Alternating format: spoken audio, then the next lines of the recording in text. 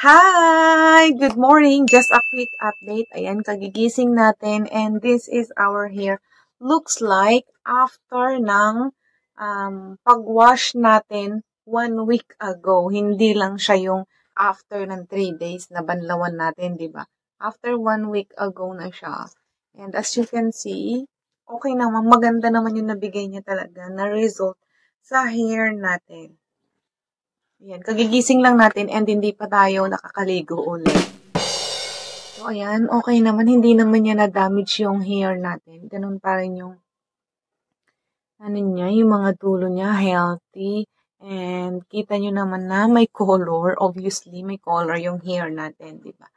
So, ganyan yung itsura niya sa harap. Ayan, super siya. Super smooth. Ayan, malambot and madali siyang i-manage, di ba? Naku, may nakikihawak.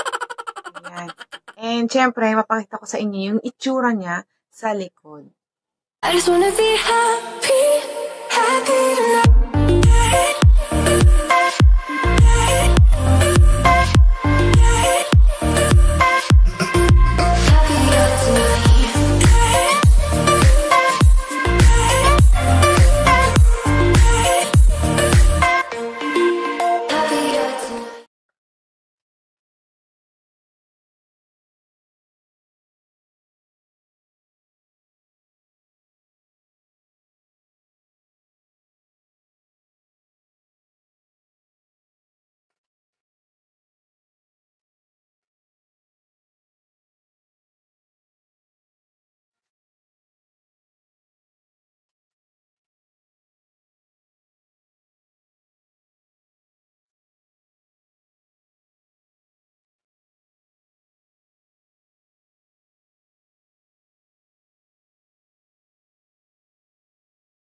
So, ayan, 'di ba, ang ganda ng kanyang result. Ang hindi ko lang nagustuhan or medyo nahirapan lang talaga ako dun sa process ng pag-DIY natin sa hair natin is yung siya, habang yung 'pag natuyo na pala siya, dun pala lalo lumalabas yung parang pagkaanghang niya.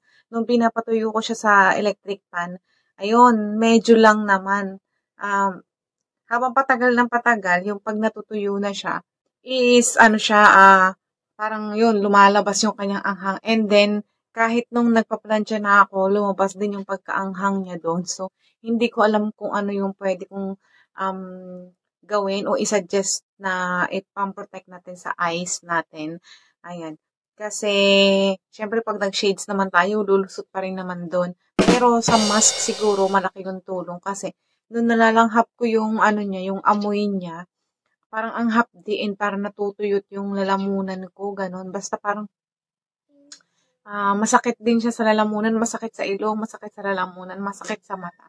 So, kung hindi nyo kayang gawing mag-isa, syempre, mas maganda na, ayun, magpatulong kayo sa nanay ninyo, ganyan, or sa sister ninyo, or kung sino man yung pwedeng makakatulong sa inyo. And ang laking tipid niya kaysa pumunta tayo sa salon, di ba? Magkano yung, Brazilian treatment for our hair, di ba? And good daw to for damaged hair kasi nakaka-help siya na ma-repair and ma-restore yung kung ano man na lost sa hair natin. And pwede natin tong ulitin yung treatment na to every month, ganon, or every 3 weeks. So, depende sa inyo kung ilang beses nyong gagawin o kung kailan nyo pa uulitin. So, pakita ko sa inyo. Tadaan! Ayan, ang dami pa niya, di ba? So, sobrang tipid. Hindi ko alam kung siguro 1 year ko bago ito maubos, di ba? Ang dami pa niya, oh. Oh. Pwede natin pala siyang pagkakitaan, di ba? So, after natin matry sa sarili natin, pwede natin gawin sa friends, sa mga kapitbahay natin, di ba? Na gusto ding magpa-treatment ng kanilang hair. So, ayan, hanggang dito na lang yung ating review dito. Ang ganda. Ngayon lang ako nakapag-try nito ng ng pagba-Brazilian sa hair natin o pagti-treatment ng ganito sa hair natin. And siya, malaking tipid. Yun nga lang, syempre, yung time mo and effort mo din, syempre, yun, kailangan natin yun. And isa pa nga pala, i-add ko, di ba sabi, pwede daw nating kamayin to. I suggest na huwag nyo na lang kamayin kasi yung nangyari sa kamay ko after kong yung mag-apply dito is nagkulubot-kulubot siya and after siguro ng 3 days, nagtuklap-tuklap siya. So, mas ganda siguro na mag-gloves na lang tayo kasi basta nakakadry siya ng kamay, ganun. Wala naman siyang mga mansyang nabibigay sa hand natin, pero yun na, sobrang nakaka-dry nga lang siya.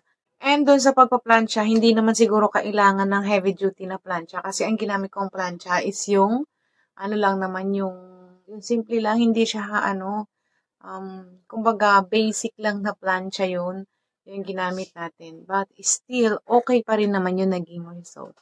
So, there you have it. Stay beautiful and take it in our next video. Bye-bye!